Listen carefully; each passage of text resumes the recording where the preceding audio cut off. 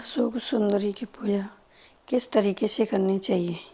कौन से देवी देवता महादेव की शिवलिंग में विराजमान है, उनकी पूजा किस विधि और विधान से करना चाहिए? माना जाता है कि हमारे धर्म के अनुसार भगवान शिव के स्वरूप माने गए शिवलिंग की पूजा का विशेष महत्व है।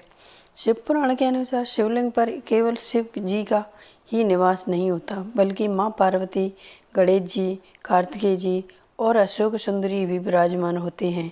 ऐसे में आइए शिवलिंग पर इनका स्थान कहाँ कहाँ है और किस तरह इनकी पूजा करनी चाहिए, इसका जानना बहुत ज़रूरी है। भगवान शिव का स्वरूप माना जाता है शिवलिंग।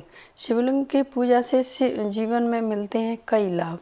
शिवलिंग पर विराजमान होते हैं ये देवी देवता के इनके नाम बताएंगे आज आपको हम। माना जाता है कि शिवलिंग पर मौजूद अलग अलग स्थानों की पूजा अर्चना करने से साधक को शुभ फलों की प्राप्ति होती है। शिवलिंग पर भगवान शिव के साथ साथ माँ पार्वती, गणेश जी और कार्तिकेय जी, अशोक सुंदरी जी की भी पूजा करनी चाहिए। इनका स्थान भी वहाँ पर दिया गया है।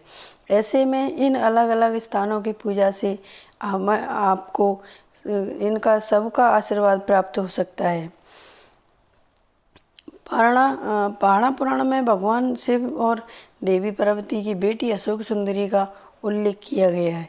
शिवलिंग में जिस स्थान से जल बहकर निकला है उस स्थान को अशोक सुंदरी का स्थान माना जाता है। जहाँ पे एक शिवलिंग पर एक नागिन सी बनी हुई है, उनको अशोक सुंदरी का नाम दिया गया है। वो अशोक सुंदरी ही हैं। उनकी पूजा करने के लिए सबसे पहले शुद्ध जल में गंगा जल मिलाकर शिवलिंग को स्नान कराएं और उसमें एक चावल का दाना, एक लोटे में एक चावल का दाना, एक काली मिर्ची और पीला चंदन डालकर चढ़ाने से आप कर्ज मुक्त भी हो सकते हो। शिवलिंग पर चंदन का तिलक लगाने के बाद अशोक सुंदरी के स्थान पर चंदन का तिलक लगाएं। अब शिवलिंग पर बेलपत्र, फूल, माला आदि अर्पित करें। इसके बाद अशोक सुंदरी का ध्यान करते हुए अपनी इच्छा अशोक सुंदरी को बताएं। ऐसे हे अशोक सुंदरी माता, मेरी ये मनोकामना है, उसको आप जल्दी ही पूरी करें। ऐसा करने से आपकी मनोकामना जल्दी ही पूरी हो जाती है। शिव पुराण के अनुसार जलाधारी के आगे की ओर जो पद चिन्ह नजर आते हैं उस स्थान पर कार्तिक और गणेश जी का वास माना जाता है। ऐसे में शिवलिंग पर चढ़ जाते हैं। बाद में इस स्थान पर दोनों में और 5 से 7 बार अपने हाथों से इस प्रकार दबाना चाहिए जैसे आप किसी के पैर दबा रहे हैं। इस दौरान शिव श्री शिवाय नमस्तु मंत्र का जाप भी करना चाहिए। माना जाता है कि ऐसा करने से व्यक्ति को संतान सुख की प्राप्ति हो सकती है। इसके साथ ही यदि आपकी संतान को कोई बीमारी या समस्या है तो उससे भी राहत मिलती है।